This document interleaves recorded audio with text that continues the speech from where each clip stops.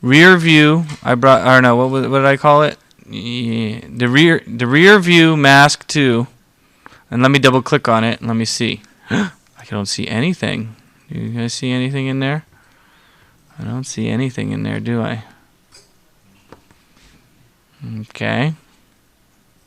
Well, how do I know if there's a mask there or not if I can't see anything? Well, I think in the source window, there's a way to look at it.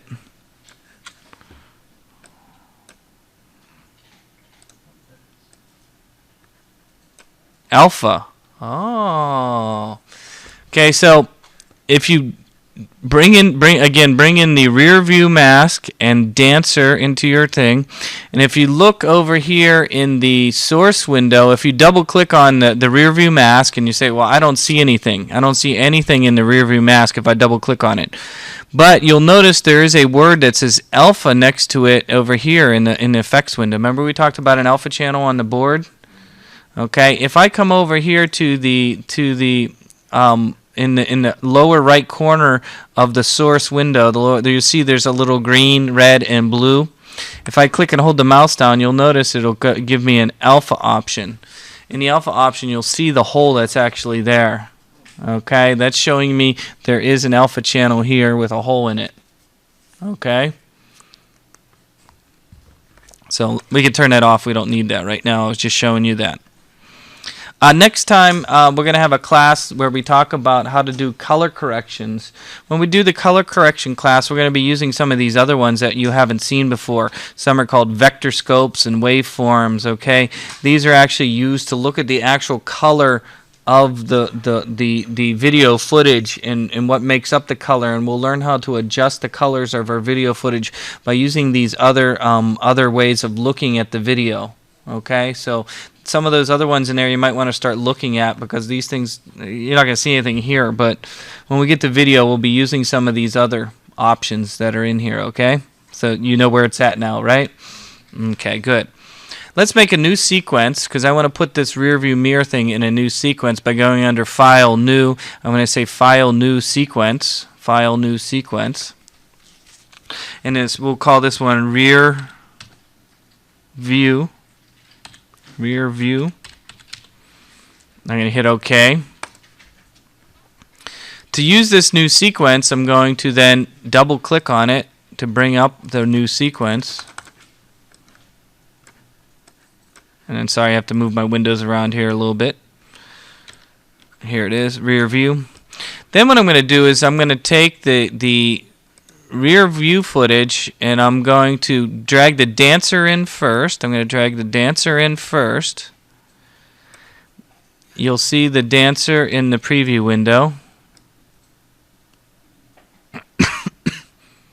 Then I'm going to take the rear view and I'm going to drag that in to the video 2 channel. The rear view mask. And I'm going to stretch that out. And you can see the video actually playing in the little window. See the video playing in the little window? Then what I could do with the video footage is shrink it down a little bit to get it to squeeze in that area. To shrink the video down a little bit to squeeze in that area, if you go to your, double click on it and go to your effects control window, you'll see your motion, and underneath motion there's scale, and I can scale the actual footage down. And you might have to move it around while it's in there. You can scale it down and move it around to get it to fit in there. Scale and fit it in there. And so you can see it's not the best thing to fit in there. I think the other video footage I had before was better, of the band playing. But you should be able to see her dancing inside that little window. I'm going to make another entire sequence where I'm going to go and go underneath File, New Sequence, File, New Sequence, and then I'm going to say Final. Call this one Final. Let me move this up a little bit so we could see it. in that sequence then, I'm going to take sequence 1, which is my combination. This is the blue screen part, right? I'm going to call it blue screen here. You don't need to change the name if you don't want to, but this is the one with the blue screen. I'm going to put that one down at the bottom, video 1. This is then has the composite of all the things going on. Then to put the guys in the rear view mirror, I'm going to take the rear view mirror sequence and put it over top of that one. Shrink it down a little bit. Okay, and then, oh, I didn't think about that, did I? I thought that would be transparent around the outside, but it's not. How can we fix that? I thought it would be transparent around the outside, but it's not. It's transparent inside here, isn't it? How can we fix that? No, not garbage, Matt.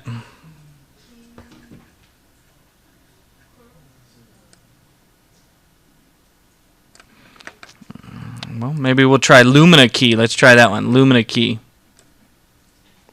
That worked. Remember last class we kind of talked about Lumina and how Lumina is the brightness in the video? The brightness in the video. Lumina is I think last class I actually talked a little bit about how you can shoot a person either on a black or white and take it out very easily by using one called Lumina key. Lumina key. So you can use this key to actually take either a black or white out. Doesn't work best for middle gray, but if you shot something on black or white, you can use the Lumina key. Again, it's called Lumina key.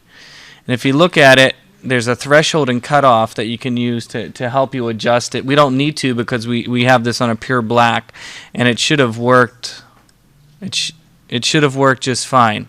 Okay, so again, to review, if you shoot somebody, if you don't have blue screen or you don't have green screen, I recommend either a black or a white, and you shoot the people on it and use what we call the Lumina key. In the Lumina key, then you can adjust it. It's best to use either dark or light, but not like middle gray, if that makes any sense.